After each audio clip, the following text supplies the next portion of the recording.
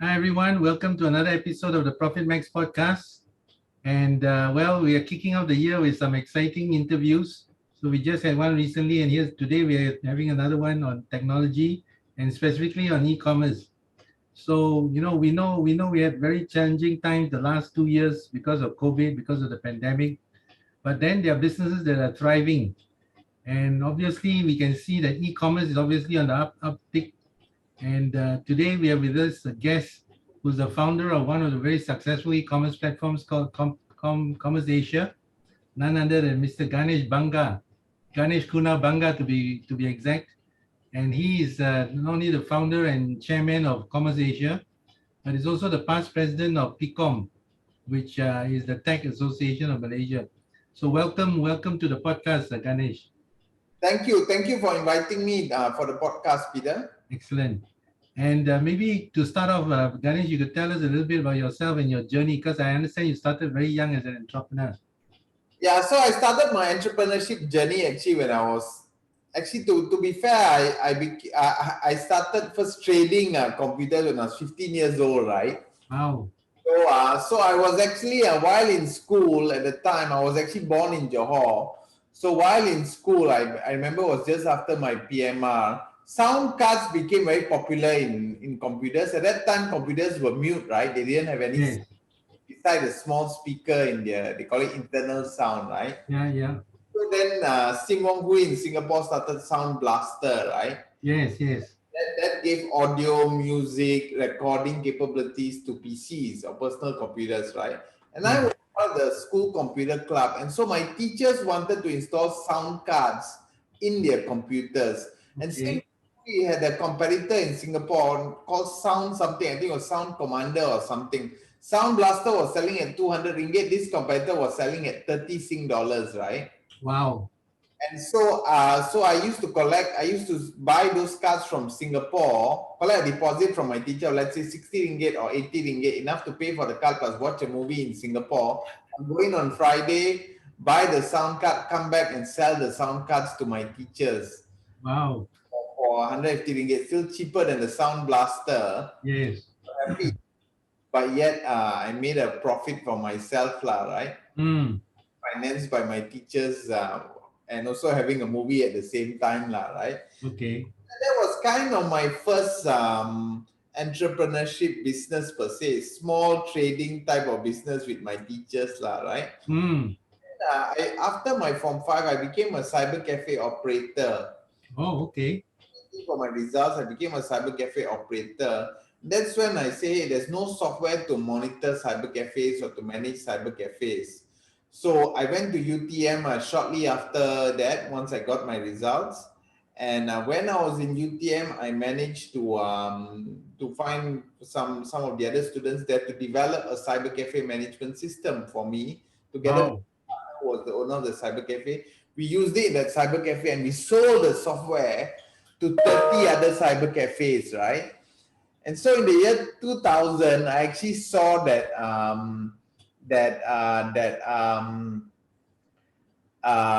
people were giving things for free. Hotmail gave email for free and started making money from advertising. So I said I should do something similar. And so what I did was I actually came up with the idea to give the software for free and control the first screen on the pages of all these cyber cafes. Then Mm. looking around for funding to fund that cyber cafe software. And we managed to convince me and my partner who owned that cyber cafe and another partner who joined us, managed to convince Tan Sri Vincent Tan to invest 2 million ringgit for 60% in that company, which Wow. became MOL. So I Vincent see. Okay. bought the domain MOL from Mark Cheng and then used a listed company called MOL.com Berhad, which he renamed, to invest in about 30 internet companies. And my Okay. only invested 200 million ringgit in the internet in the year 2000. Invested 2 million ringgit in me, but he made all that money back from that 2 million ringgit investment, lah, right? Wow. Made more than that investment, obviously. So just to clarify, you bought it. It was Mark Chang who started MOL, and Mark you bought it. the original MOL, which was called MOL Online, But then Vincent Tan wanted the name. So what Vincent Tan bought, so MOL Online later became Job Street, right? Job Street was a Yes, portal in MOL, was a section within MOL. I see. So he decided to focus on that. So he sold the domain mol.com to Tan Sri Vincent Tan. I see. Renamed his listed company, Dijaya Enterprise, to become mol.com Berhad, and then invested in 30 different internet companies, right? And mine was one of them. He paid 12 million ringgit for the domain, and he invested 2 million ringgit in my company. Of course, we managed to make that back for him, right? Wow. Yeah, so that was kind of the story of how I started, and then MOL became a payment platform because we turned these cyber cafes into payment collection points, and of course, together with him, we turned his 7-Eleven outlets into payment collection points. It became a big channel. People started going and paying for games in 7-Eleven. Yes, yes. So your kids or your nephew or Yeah, nieces yeah. very aware of that. And then the company grew over the next 10 plus years to actually process when we listed the company. I listed the company first when I was 23 years old. So Wow. youngest CEO of a public listed company in Malaysia. Wow. Then we listed it again on the NASDAQ several years later, right? Okay. Much later. And so it was quite an interesting journey. Of course, I'm now basically decided to venture on my own and started commerce.asia. Mm. Of course, some capital that I managed to build over the years. Mm. And so my inspiration for commerce.asia came from Shopify. You're familiar with Shopify? Yes, heard of it. It's different from Shopee, right? Shopify is the US one. It's a platform that integrates to marketplaces like Amazon and helps you create your web store, right? Mm. So Amazon is the supermarket. Shopify helps you build shop houses for you to set up your own store to sell, right? Mm. Helps you sync to link to the marketplaces as well, right? Okay. I saw a potential in e-commerce enablers from Shopify. Mm. Shopify was trading on the Toronto Stock Exchange, and Shopify was trading at something like $25 when I bought it at 25. About 1 year later, it became worth 50. I sold at 50. And guess what Shopify price now? Couple hundred. Thousand plus dollars. It went up as high Wow. as 5, right? So I said, hey, why don't I build a Shopify of Malaysia, if not Southeast Asia? And so I started investing into e-commerce enablers to be an ecosystem similar to Shopify. And that's what Asia has become, right? Yeah. Okay. All right. So tell me, Ganesh, so you had a very early success at age 23. You had a listed company and you were the CEO. Yeah. And then after that, sometime later, you started Commerce Asia, right? Yep. Okay. So Yeah, tell me the. after sorry, Alastair, I started commerce.asia after listing MOL the second time, right? And after I exited the business, about the time I exited the business, I started commerce.asia. Okay. So how old were you then, roughly? So I started commerce.asia. Wow, I quite old. I started it when I was 37, 38 maybe. Quite old. Yeah, compared to 23. Yeah. Okay. So tell me, when you started, what were some of the challenges when you started Commerce Asia? What was the breakthrough moment for you, Yeah, look, the challenges I had when I started commerce.asia is very different from the challenges I had when I started MOL, right? When MOL started, competition was never an issue. It was always demand. Because not many people were buying things online. People didn't understand what I was saying. Can you imagine I started a payment platform in the year 2003, right? I started a company before the word fintech was even created, right? Yes. Wallet started in 2012, 2013. I started it 10 years earlier, right? Yes. And so I always say I'm the grandfather of fintech in Malaysia, right? So I think the challenges at that time was not many people were buying online, not many people had mobile internet access in the first place. Even if there was internet access, it was on the PCs, it was not on the mobile phone, right? Yes. So of course, getting demand was an issue, and it took time to build that demand. So you keep your cost low and build demand over time, lah, right? Okay. It was difficult, of course. I mean, the only way you could raise money is to go to corporates. Of course, we had an angel corporate like Tan Sri Vincent Tan, right? We asked him for 4 million for 30%. He said 2 million for 60%. We said okay, right? Now entrepreneurs and startups have so many options, right? Yes, yes. Right? They have Totally different. they have grants, they have equity crowdfunding, which I find quite useful, right? Yes. So so so of course funding is easier, demand is there, but at the same time, because people are seeing this to a big industry, competition is tough, right? Right? There's so many different types of competition out there. So today, to succeed in any digital business, you need to find what's called a product market fit. Yes.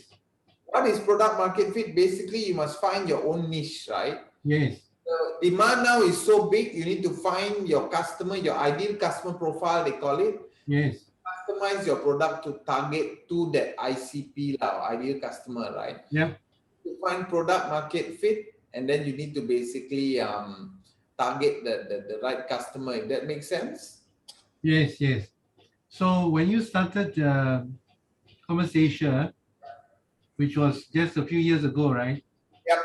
So you were saying you got to find the right product market fit. So how did you craft, or how do you design or develop Commerce Asia to fit what was the market looking for? Sure. So we are an ecosystem. So I decided not to just build one product for one type of customer, and I decided to build an ecosystem, right? I also decided not to build a consumer-facing businesses, because what I was good at is building merchant-facing businesses, right? Okay. Well, faces merchants, whether it's telco, game companies, e-commerce companies, right? So I decided to build a platform where I decided to build I decided to invest into e-commerce enablers, right? Okay. What are the e-commerce enablers? For example, SiteGiant, which is a platform, a Penang-based platform that integrates to various marketplaces and helps you create a web store, right? Today has a GMV of a couple of billion ringgit. When I invested GMV of 100 million ringgit, now it's a couple of billion ringgit in GMV, right? Okay. It's gross merchandise value, value transacted through the platform, right? Okay. And so what we did was I looked at Shopify and I saw, hey, okay, we need a platform, which was SiteGiant. So I invested first minority and then increased my stake to majority. Then I say, okay, what else do merchants need, right? So the reference to Shopify, yes, SiteGiant is the equivalent of Shopify. SiteGiant is the component, is the platform. Okay.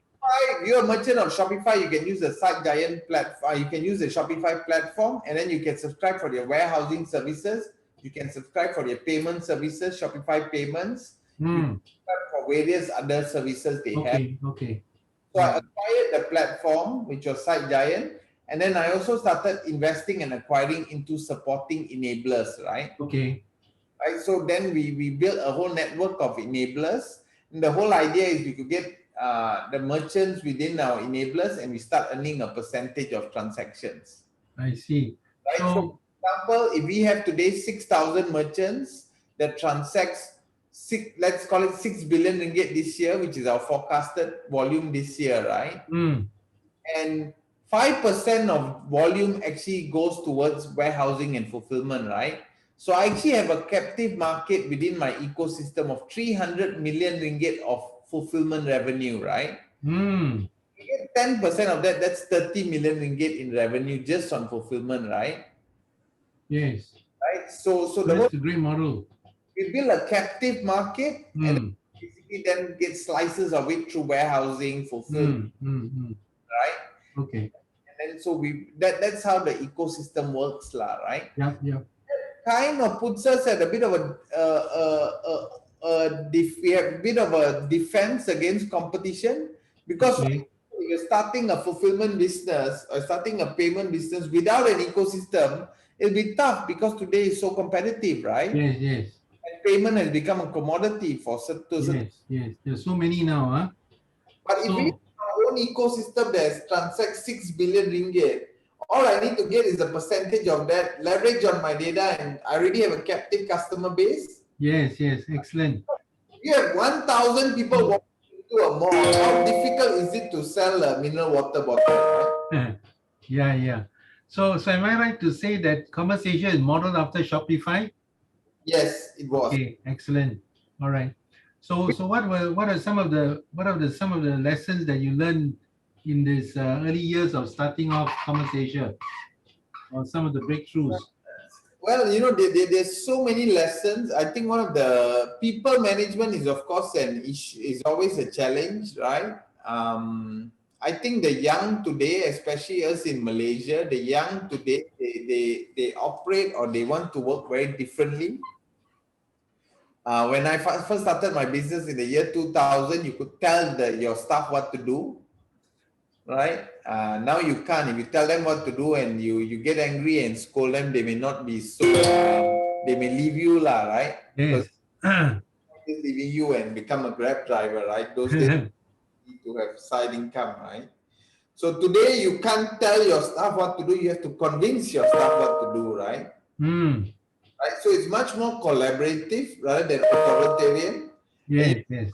Now in the corporate environment, of course, we in my previous role as well, right? In my previous work, it was very authoritarian in nature, right? The culture of a corporate environment, as you can imagine, with the kind of culture I was built around, very authoritarian. Hierarchy and all that, right? Yeah, you have hierarchy. Yeah, you have to change from being authoritarian to collaborative, right? You have to change from telling your staff what to do to convincing your staff what to do. Yes. Right? And of course, Convincing and inspiring, huh? yes. Of course, inspiring is one, but it's more than inspiring, right? It's how you message it to them. Yes.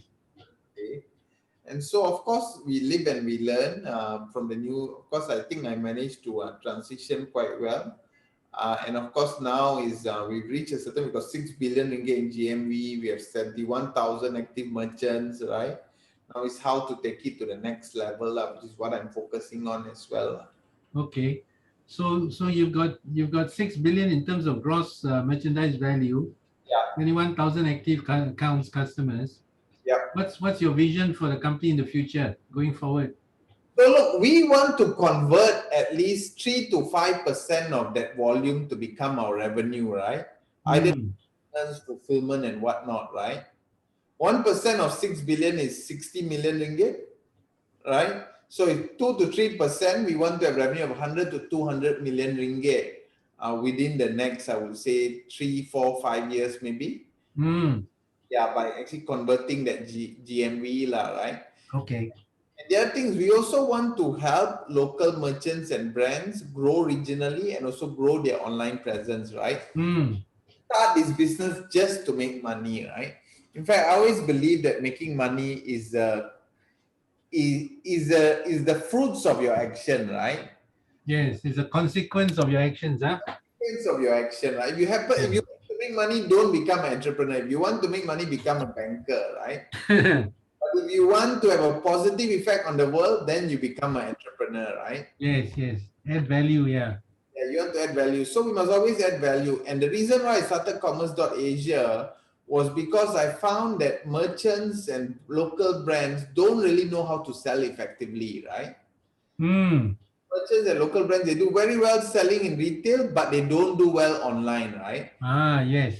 Competition from startups that start their own business to sell online, for example, and they face competition. And this is a big issue, I feel, a big challenge facing our country today, that there's also a big issue when it comes to foreign merchants, right? Countries which are huge manufacturing bases that have low cost, right? Yes. And I'm not going to mention the country name, but we all know the country name. Starts with C, right? The cost of producing is 5 ringgit, their cost of producing is 2 ringgit, right? Yes. They're flooding our markets because they have influence over the marketplaces, right? Yes. Because of that, if our retailers and our local brands don't step up the plate, we will be challenged, right? Because we look Yes. at all these foreign manufacturers, right? Yes. Yes.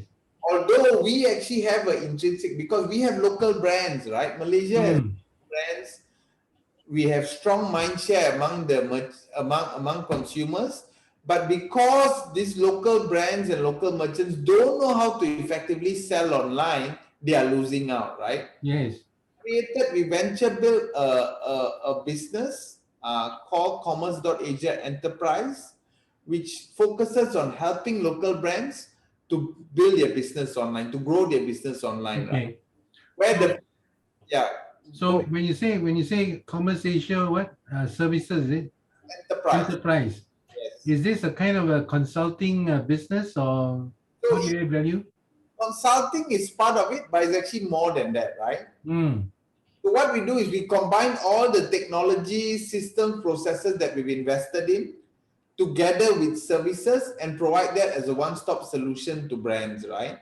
And we focus on between the S and M, right? So we don't focus on micro, we focus Yes. more on medium-sized brands, right? Yes. Yes. So for example, we have a Malaysian bedding brand that was doing maybe 100,000 ringgit online in sales. We took them on and grew their sales within 2 years from 100,000 to 3 million online, right? Wow. Rather than charging a consulting fee, we became their partner. We took a percentage of sales, right? So we grow their sales and then we take a percentage of sales from the brands, right?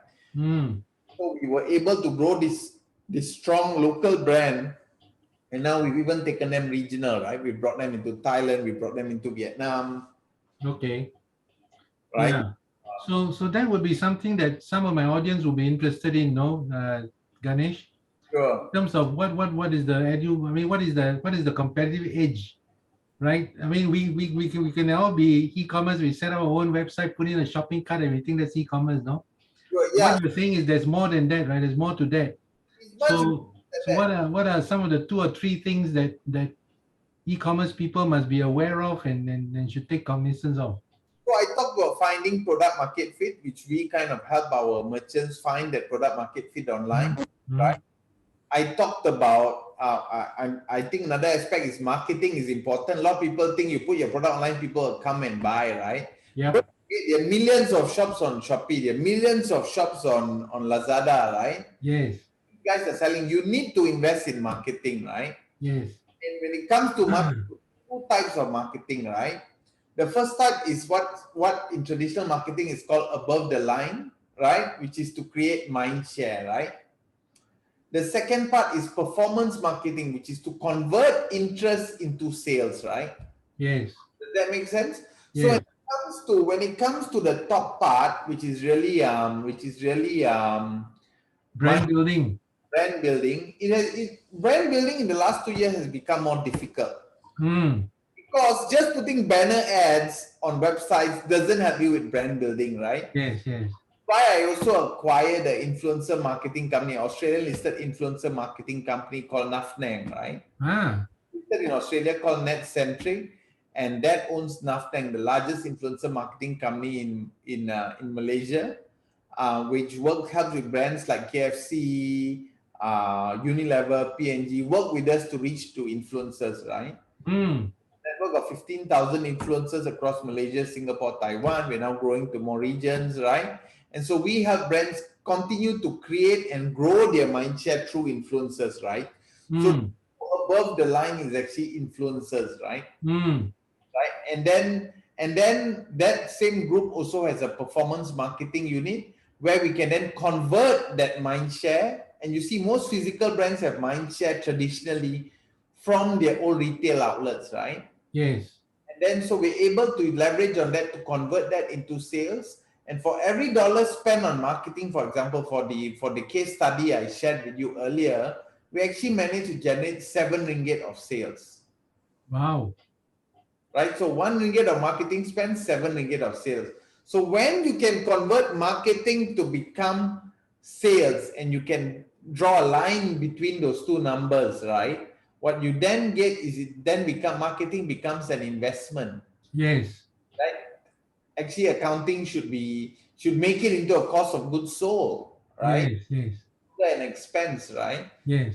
Marketing is then turned from an investment into an expense, right? Your brand becomes the asset, right? Mm, That becomes the asset which you can grow through influencer marketing. Of course, nothing does that. And then performance marketing helps do the conversion, right? okay. Right. And so the second is marketing. And then the third is it's all about efficiency. So that's why we have end-to-end scaling. So marketing helps you generate demand. During the lockdown, your issue is not demand. During your lockdown, your issue is fulfilling that demand, right? Yes. Fulfilling that demand is more than just delivering on time, right? For example, for some brands, some of our brands, their whole sales before we took them on, 1 year sales was $1 million, ringgit, let's say, right? On one day, that same brand did $1 million on Singles Day, right? Wow. You need the systems, you need the e-warehouse management systems to automate. Production planning, stock building, and all that, right? Yes, and not just that, you need to make sure our customer service is responded on time on Shopee or Lazada, right? Because if you don't respond on time, you don't deliver on time, you go down the ranking, right? Yes, yes. Competitors or even the traders actually will do better than you, right? So Mm, all of that, we make sure we have a team of people that does that for the merchant, so they don't have to hire their own team of people, which is not easy, right? yes. You know, the cut I mentioned earlier, a lot of these old economy businesses still have that authoritarian mindset, if that makes sense, right? Yes. For them to create that culture Mm, young, right? But we do that, right? okay. So what you've described, Ganesh, is actually, like you say, an entire ecosystem to support e-commerce, huh? Yep, that's right. From the product fit all the way to the marketing. And you're talking about above the line as well as performance marketing. So You're it's talking about return on advertising spend of 6-7 times. yeah, so You're it's talking about fulfillment, yeah, the whole range of thing, huh? yeah, it starts from just to give you a structured way to think of what you just mentioned. You mentioned 6, 7 things, right? So how do your how would a merchant or brand or whoever's listening today kind of translate that? It's all the way from logistics, right, which is warehousing, fulfillment, of course, to technology to integrate to the marketplaces, right? Mm, Right down to customer service, right? yeah. Down to payments, right? And right down to and finally in the end is marketing, right? So that's the entire value chain, right? Mm, Value chain, you used the word value chain earlier, now has changed lah. yes, yes. So in other words, you do all the way up to final last mile delivery, is it? So last mile delivery, we work with partners, obviously lah. We don't have our own delivery coming. We Okay. work with partners, Okay. but we The Lala Moves and the GD Express and all that, huh? actually have a shipping platform within the group as well that's integrated to all these delivery companies lah, right? Okay, okay. All right, great. So, what advice would you give to e-commerce players, no, who maybe are starting off or maybe have been having 1 or 2 years experience on one? Number two, the more established brands, for example, I don't know, maybe the Padinis or maybe the body shops or maybe the whatever, Sure. who are now trying to grow their e-commerce platform as much as they can while they keep their physical stores. And now Sure. we're talking about online and offline, not offline to online, no? Sure. So what tips and advice can you give to these people? So I think if you look at brand owners, right, Hmm. Hmm. they should focus on two things: building and owning their brand. They need to manage their brand, which is a full-time job on its own, right? Yes. Yes. And the second thing is building and maintaining their product range, right? Hmm. When it comes to channels, traditionally the big brands will work with people like DKSH, for example, right? Who's the like distribution arms, right? Yes. Really today they can manage it on their own, which some brands can, but really if you reach size you should actually focus on that two things, which is the brand and product lah, right? Hmm. Differentiation lies in the brand and product. If you do too many things and you worry about too many things, it'll be a big headache for you, right? Yes. Yes. You get diluted. Brand and you focus on your product and constantly innovate your product. So basically they need to manage and grow their brand and innovate their products, right? Because Hmm. innovating products is creating new products, because looking at new technologies that can change products, right? Okay. And let the distribution part, let the execution part, or let the distribution part, I would say, whether online, offline, O2O is another thing that's coming in, right? Mm. Work with a partner on that, right? Mm. Come in like that makes sense, Yes. right? Because the whole new world out there, and really today is all about focusing and working with people that have the expertise to succeed. Okay. All right. So you talked a lot about technology and innovation and all that, no? So how do you stay ahead of the game? Because I am just wondering whether you have competitors, because you've got a whole system, whereas some of the other players only focus maybe on payments or focus on delivery or focus on one part of the business. Yeah. Do you have competitors and how do you stay ahead? So look, if you don't have competitors, you're in the wrong business, The right? So of course, niche is too small, huh? what? The niche is too small in that case. If you Yeah, don't have competitors, right? you don't have competitors today in today's world. The niche is too small, and you're not chasing a big enough market, lah, Yeah, right? yeah. You're wasting your time, lah, right? Yes. Of course, there are competitors in the game, but the biggest difference we have is that we have an entire ecosystem, lah, right? And so we don't depend on third parties for warehousing. We don't depend on third parties for technology. We do Mm. development. We have our own source code. We have our own technology team. My CTO who was with me for many years, I think more than 10 years in MOL, is my CTO here. So when it comes to customization and whatnot, we do it internally. Like that makes sense, right? So that's one. And then the second thing is, because we have an ecosystem, we can keep costs low, right? So if you work with a partner that outsources most of their stuff, there'll be basically a lot of layers of cost, if that makes sense, right? And so Mm. be more cost effective. And because we're cost effective, the kind of proposition we give to our partners is we work on a revenue share, right? Less on a retainer, but more on a revenue share, right? Does that make sense? Yep. So it's more cost effective for them. So by having our own ecosystem, we're more cost effective, we're more efficient. And by having our own ecosystem as well, we're also able to kind of help our clients. Our expertise is growing our client sales, right? Mm. Grow a brand by 20 times within a year. Which brand will say no, right? Yes, yes. Right? Very, So very enticing. Yeah. yeah, so we have the right proposition for them, we have the right ecosystem to bring things together. And most importantly, I actually spend a lot of time with startups. Just today, I actually had 2 pitching sessions with startups where startups pitch to me. The reason why I spend time with startups is not only to invest in them, of course, I actively look at investing in startups, but it also keeps me young, and I also can learn new things. There's so many new things out there, right? That we have to learn on our own. It will take time. Yes. Be up to date with the new technologies, right? Mm. That I'm able to provide. I'm able to sit between the technology companies and the brands, right? Mm. Right. So the brands can rely on that. We will constantly innovate, and we innovate not just by reading up, but because we are close to technology, right? We're within Yes. we have our own ecosystem which helps, but we're also within the larger technology ecosystem in Malaysia. And that's where, of course, my position as chairman of PIKOM, right, which helped build my network and credibility among Mm. companies and startups, actually helped me as well, right? Okay, great.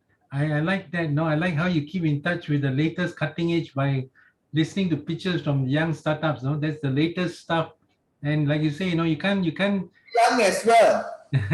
yeah, young as well, right? Because you can't be reading all this up. No, it's not possible. So to Yes, hear firsthand is fantastic. No, that's right. okay. So just to pick your brain a bit as head of chairman of PIKOM, Yeah, I was the what do chairman. you okay? What do you think? What do you think SME tech companies can do differently to stay ahead of the game? No, because now with all this internet and everything, the world, I mean, it's a global playing field now. So how can SMEs collaborate more, to I think combine their resources, combine their know-how, and leverage on that? I think focus is very important in this industry. Hmm. You need to learn to focus on a few important things, right, and not do too many things, Mm-hmm. right? So a lot of people say, wow, you've got 10 businesses within the group. Yes, I do have 10 businesses within the group, but actually we are truly